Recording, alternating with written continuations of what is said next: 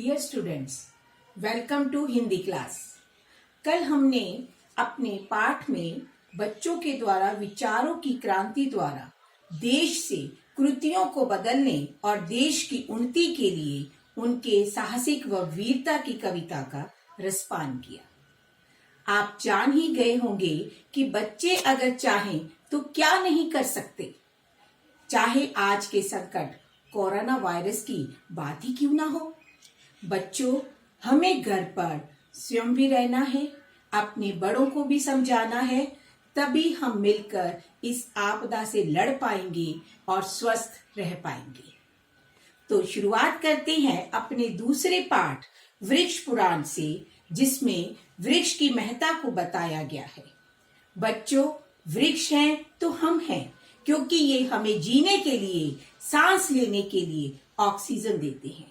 बच्चों, आप भी तो पक्षी की तरह स्वच्छंद रहना चाहते हैं, कोई ना रोके, कोई ना टोके, ऐसी मस्ती के साथ जीना चाहते हैं। पर आपने क्या सोचा है कि पक्षी कहाँ रहेंगे अगर पेड़ नहीं होंगे? उनका बसेरा कहाँ होगा? अब बात करते हैं पेड़ों की उपयोगी होने की, तो बता दें कि पेड़ हमें औषधि भी देते हैं। आज कुछ वृक्षों की चर्चा करते हैं जो कि आपके पाठ से संबंधित है।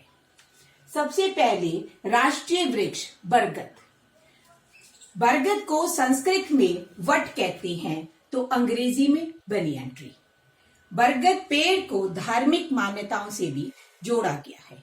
इसे त्रिदेव भी कहते हैं, तीन देव यानी त्रिदेव, ब्रह्मा, विष्णु और शिव, इसलिए इसे पवित्र पेड़ कहते हैं।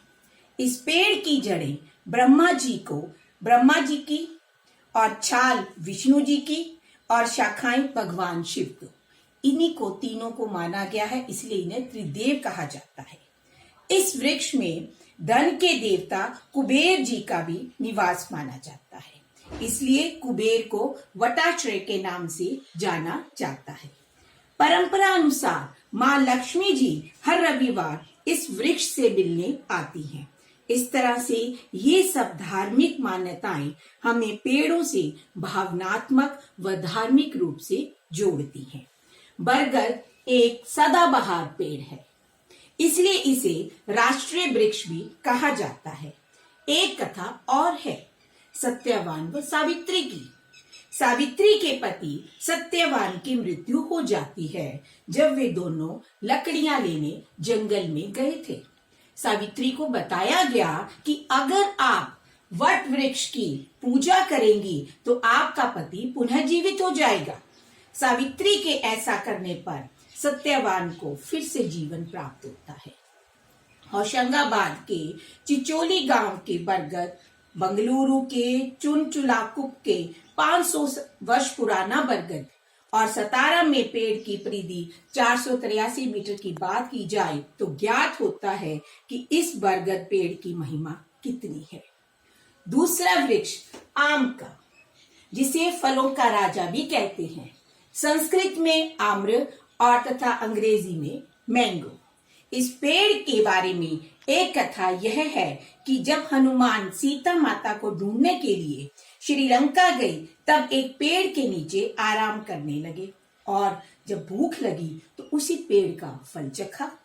वह फल इतना मीठा लगा कि वे खाते चले गए और गुठलियों को समुद्र में फेंकते गए। गुठलियां तैरती हुई हिंदुस्तान के तट पर पहुंच गई और इस तरह से आम के पेड़ का जन्म हुआ। बच्चों, यह कहानियां पेड़ों से जोड़कर हमें इन्हें ना काटने की बात को समझाना चाहती हैं। इस पेड़ के पत्तों की वंदनवार को भी घरों के द्वार पर लगाया जाता है जब नए बालक का जन्म होता है।